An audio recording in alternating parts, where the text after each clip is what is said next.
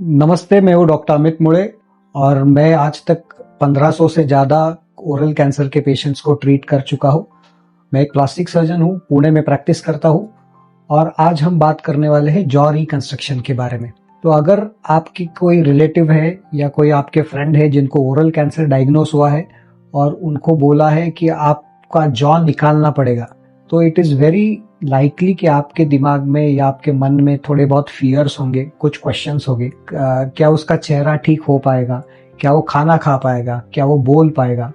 तो ये सारे क्वेश्चंस आपके दिमाग में अगर है तो ये वीडियो आपके लिए है। तो चलो पहले तो जानते हैं कि ये जॉ होता क्या है। So for all practical purposes हमारे बॉडी में दो जॉ रहते हैं, एक अपर जॉ रहता है, एक लोअर जॉ रहता है। अपर जॉ जो रहता है उसे हम मैक्सिला कहते हैं और हमारा जो लोअर जॉ रहता है उसे हम मैंडिबल कहते हैं। तो ओरल कैंसर में जॉ निकालने की नौबत क्यों आती है? तो एक तो ये हो गया कि आपको अगर कैंसर आपका जो है वो जॉ में ही है, जिसे हम सीए अल्वियोलस कहते हैं या अल्वियोलर कैंसर कहते हैं, तो आपका जॉ निकालना बहुत लाइकली है। अगर आपको टंग का कैंसर है, लिप का कैंसर है या आपके चीक का कैंसर है और वो अगर एडवांस्ड है, तो कई बार ऐसे होता है कि वो आपके चीक से या आपके टंग से या आपके लिप से आपके जॉ में स्प्रेड हो चुका है, तो इन दैट केस ऑल्सो आपका जॉ निकालना पड़ सकता है। तो ये तो हो गया कि आपका जॉ क्यों निकालना पड़ता है। ऐसे सर्कमस्टेंसेस में ये जॉ निकालने का जो सर्जरी है ये एक लाइफ सेविंग सर्जरी है, क्योंकि अगर ये आपके जॉ को नहीं निकालेंगे तो आपका कैंसर वापस आ सकता है। तो अगर ये हम जॉ निकालते हैं तो ये जॉ को निकालने से क्या दुष्परिणाम हो सकते हैं। देखो, आपको ये जानना बहुत जरूरी है कि आपका जो जॉ है वो एक बोन है, आपका मैंडिबल, ये आपके फेस को एक स्ट्रक्चरल सपोर्ट देता है। तो अगर वहाँ पे आपका मैंडिबल है नहीं, वहाँ पे वो एक स्ट्रक्चरल सपोर्ट नहीं है, तो जो आपका फेस है वो अंदर की तरह धंस जाएगा। उससे आपका जो फेशियल अपीयरेंस है, सिमेट्री है, वो हैम्पर हो जाएगी। ये तो पहली चीज हो गई। सेकेंड ये हो गया कि because it also supports your tongue, तो आपका जो डिग्लूटेशन है, जिसे हम स्वॉलोइंग कहते हैं, वो अफेक्ट हो सकता है। And because it gives support to your tongue and the bone is not there, उससे आपका जो बोलना है, आपका स्पीच है, उसमें भी इफेक्ट आ जाएगा।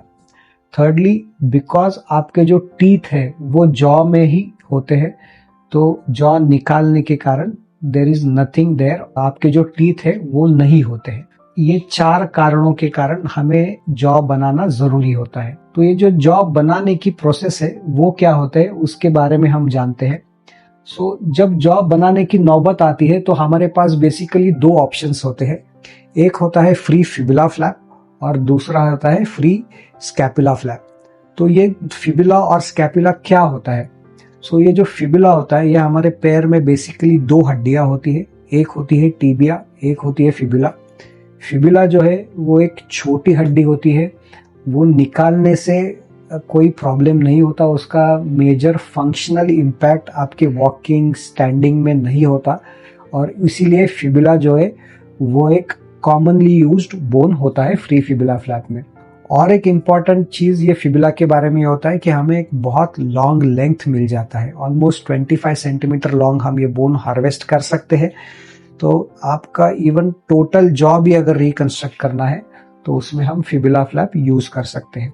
द अदर ऑप्शन होता है स्कैपुला फ्लैप, वो हम बहुत रेयरली यूज करते हैं, उसके बहुत स्पेसिफिक इंडिकेशन है, इसलिए ये वीडियो में हम उसके बारे में बात नहीं करेंगे। मोर देन 99% केसेस में free fibula flap is a gold standard surgery for jaw reconstruction. So ये जो जॉ रिकंस्ट्रक्शन करते हैं वो हम कैसे करते हैं? सो उसमें ये होता है कि पहले तो आपके जो ओरल कैंसर वाले सर्जन होंगे, जो आपके कैंसर सर्जन है या आपके हेड एंड नेक सर्जन है, वो आपका जो कैंसर है उसे निकाल देते हैं। वो निकालते समय ही हम एक साइमल्टेनियसली हमारा पैर के ऊपर जो ऑपरेशन है ये प्लास्टिक सर्जन करता है, जिसमें वो आपका बोन का सेगमेंट निकालता है, उसके साथ ही उसका ब्लड वेसल निकालता है और अगर ज़रूरत है तो उसके साथ उसके ऊपर का जो स्किन है उसे भी हम निकालते हैं। ये निकालने के बाद एक बार हमें डिफेक्ट पता चलता है, हम वो डिफेक्ट को नापते हैं, एंगल्स देखते हैं क्या क्या है, उस हिसाब से हम अपना जो फ्लैप है उसको एक अच्छा शेप देते हैं। आपने देखा होगा तो आपका जॉ जो है उसको एक ऐसे यू की तरह या वी की तरह शेप होता है, वो देना बहुत जरूरी होता है। अगर आपको एक अच्छा कॉस्मेसिस और इवन अच्छा फंक्शन चाहिए तो उसको रेप्लिकेट करना बहुत जरूरी होता है। तो इसलिए हम अपना जो प्लेट होता है उसको एक अच्छी तरीके से शेप देते हैं, और वो शेप देने के बाद वो हम बोन को उसमें फिट कर देते हैं। एक बार वो हो जाए तो हम जो हमारा फिबुला फ्लैप है उसको, वो जो मैंडिबल का डिफेक्ट बना हुआ है उसके अंदर हम उसे फिक्स कर देते हैं। ये एक बार फिक्स हो जाता है तो इन सबसे इंपॉर्टेंट पार्ट उसके बाद शुरू होता है, जिसे हम कहते हैं रिकंस्ट्रक्टिव माइक्रोसर्जरी। तो माइक्रोसर्जरी में हमने ये बोन तो लगा दिया, पर उसको जिंदा रहना भी बहुत जरूरी है। और उसके लिए हम क्या करते हैं कि उसके ये बोन का जो आर्टरी है और वेन है, ये पेशेंट की नेक में हम जोड़ते हैं। और वो कैसे जोड़ते हैं, तो वो हम एक मैग्निफिकेशन में माइक्रोस्कोप के द्वारा हम उसको देखते हैं। और जो हम थ्रेड यूज करते हैं वो बड़ा फाइन थ्रेड होता है, 8090 साइज का वो थ्रेड होता है। वो आपके बाल के इतना पतला थ्रेड यूज करते हैं। फ्री फिबुला फ्लैप के बाद रिकवरी कैसे होती है? इनिशियल जो रिकवरी है वो बेसिकली आपको 5 या 6 दिन हॉस्पिटलाइज रहना पड़ेगा। 5-6 दिन के बाद हम आपको डिस्चार्ज करते हैं। जब आप हॉस्पिटलाइज रहते हो तो आपका जो फीडिंग है, नाक में जो ट्यूब रहेगा उससे आपका फीडिंग होगा। आपका अगर सब हीलिंग अच्छा है तो जनरली हम 4th या 5th डे में आपको ओरल फीडिंग शुरू कर देते हैं। इनिशियली वो लिक्विड डाइट होता है, और जैसे जैसे आप कंफर्टेबल होते हो हम आपको सॉफ्ट डाइट देते हैं और फुल डाइट देते हैं। And generally it takes some time to do that. कई बार महीना लग जाता है, कुछ पेशेंट्स में 3 या 4 महीने लग सकते हैं। ये तो हो गया आपका फ्री फिबुला फ्लैप के बाद रिकवरी के बारे में। ये जो सर्जरी है ये बड़ा लंबा सर्जरी है, इसमें खर्चा भी बहुत ज्यादा आता है। तो नेचुरल है कि बिकॉज ये इतना लंबा सर्जरी है, खर्चा इतना ज्यादा है, तो पेशेंट्स के दिमाग में ये आता है कि इसमें सेफ्टी कितना है। हम ये सेफ्टी के बारे में अगर बोलना है तो फ्री फिबुला फ्लैप ये जो सर्जरी है, it is a very safe surgery. More than 95% cases में ये जो सर्जरी है ये सक्सेसफुल हो जाती है। However there are possible risks. आपको फ्लैप फेलियर हो सकता है, लेस देन 5% लोगों में फ्लैप फेलियर की पॉसिबिलिटी होती है। कुछ लोगों में इन्फेक्शन हो सकता है, कुछ लोगों में रेडिएशन के बाद इम्प्लांट का एक्सपोजर हो सकता है। हम जो टाइटेनियम की प्लेट लगाती है वो एक्सपोज हो सकती है, उसे रेडिएशन के बाद हमें निकालना पड़ सकता है। But by far this is a very safe procedure. Even आपके लेग में भी कोई कॉम्प्लिकेशंस जनरली नहीं होते हैं। थोड़ा बहुत स्वेलिंग या थोड़ा बहुत फंक्शनल प्रॉब्लम इनिशियल स्टेजेस में आ सकता है लेग में, but by far free fibula flap is a very safe procedure if it is done in a high volume centre. तो आपको ये याद रखना है कि अगर आप जॉ रिकंस्ट्रक्शन के लिए ऑप्ट कर रहे हो तो आपको एक हाई वॉल्यूम सेंटर में करवाना है आपका surgery. How is the life after free fibula flap? आपको क्या क्या हम वापस दे सकते हैं फ्री फिबुला फ्लैप करके, तो इसके बारे में बात करते हैं। एक तो हो गया कि आपका फेशियल सिमेट्री कैसे रहेगा, बिकॉज हमने आपका बोन पूरी तरीके से रिकंस्ट्रक्ट किया हुआ है, एक अच्छा शेप दिया हुआ है, तो आपका जनरली फेशियल सिमेट्री जो है वो नॉर्मल आ जाता है।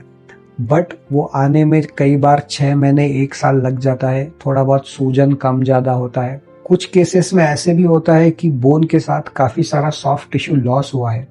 ऐसे केसेस में आपका जो बोनी सिमेट्री है वो तो बहुत अच्छा आता है, बट एक 5 to 10% बिकॉज आपका सॉफ्ट टिश्यू लॉस बहुत ज्यादा हुआ है तो थोड़ा बहुत 5 to 10% एसिमेट्री रह सकता है। उसके बाद और 2 चीजें इंपॉर्टेंट होती है, वो है कि आपका स्पीच आ गया एंड आपका खाना आ गया। एंड जनरली 90% आपका ऑलमोस्ट जो स्वॉलोइंग है वो नियर नॉर्मल रहेगा। स्पीच के बारे में भी वैसे ही होता है। आपका जो स्पीच रिकवरी है, इनिशियली थोड़ा बहुत आपको बोलने में दिक्कत आएगी।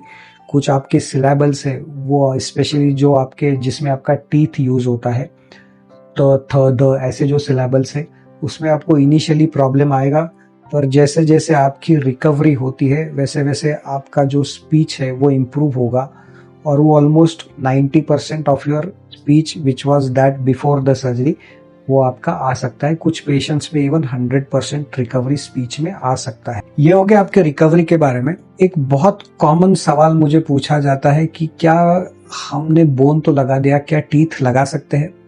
सो it depends from person to person. ये प्रेडिक्ट करना बहुत मुश्किल है कि एवरी केस में हम टीथ लगा सकते हैं, बट जनरली जो फिबुला बोन हम लेते हैं वो काफ़ी स्ट्रांग बोन रहता है एंड हम उसमें इम्प्लांट लगा सकते हैं। वो इम्प्लांट लगाने के लिए भी generally wait for at least a year, normally 2 साल रुकना इज एडवाइजेबल। उसके बाद उसमें इम्प्लांट कर सकते हैं और वो इम्प्लांट के ऊपर हम आपको टीथ दे सकते हैं। But you have to understand that it is not possible in all the cases, specially अगर आपका फिबुला जो है उसके ऊपर रेडिएशन हो चुका है तो हम इसको गारंटी नहीं कर सकते। मैंने जो अपने प्रीवियस वीडियोस बनाए थे उसमें लोगों ने ये भी पूछा था कि मेरा जॉ ऑलरेडी निकल चुका है और क्या अब हम जॉ रिकंस्ट्रक्शन का सर्जरी कर सकते हैं। सो ये बड़ा इंपॉर्टेंट क्वेश्चन है। यस, जॉ रिकंस्ट्रक्शन हम, अगर आपका पहले सर्जरी में नहीं हुआ है फिर भी हम जॉ रिकंस्ट्रक्शन सर्जरी कर सकते हैं। It becomes a bit difficult secondary reconstruction करना, बट हम कर सकते हैं। कब कर सकते हैं जॉ रिकंस्ट्रक्शन सेकेंडरी केसेस में? So I generally prefer to wait at least a year after the radiation treatment is completed. उसके बाद हमें कुछ स्कैन करने पड़ते हैं, आपके नेक के वेसल्स को इवेल्युएट करना पड़ता है और हमें आपको क्लिनिकली देखने के बाद हम ये बोल सकते हैं कि हम आपके केस में जॉ रिकंस्ट्रक्शन सर्जरी कर सकते हैं कि नहीं। टू कंक्लूड, अगर आपको ओरल कैंसर है, आपका जॉ का सर्जरी होने वाला है, आपको बोला है कि जॉ निकालना पड़ेगा, so it is very normal, very natural to have some fear regarding it. But the good news is that कि जॉ रिकंस्ट्रक्शन हम कर सकते हैं। वो जॉ रिकंस्ट्रक्शन करने के लिए हमारे पास बहुत बड़ा आर्मामेंटेरियम है, ये जो फ्री फिबुला फ्लैप है, and we can give you a near normal life after doing the jaw reconstruction. मेरा जो पिछला वीडियो है उसका लिंक यहाँ आपको मिल जाएगा। उसमें काफ़ी सारे कमेंट्स आए थे और अगर ये देखने के बाद भी अगर आपके दिमाग में कुछ क्वेश्चंस है तो कमेंट जरूर कर देना। मैं जनरली पर्सनली आपके कमेंट्स को रिस्पॉन्ड करता हूँ। Thank you so much.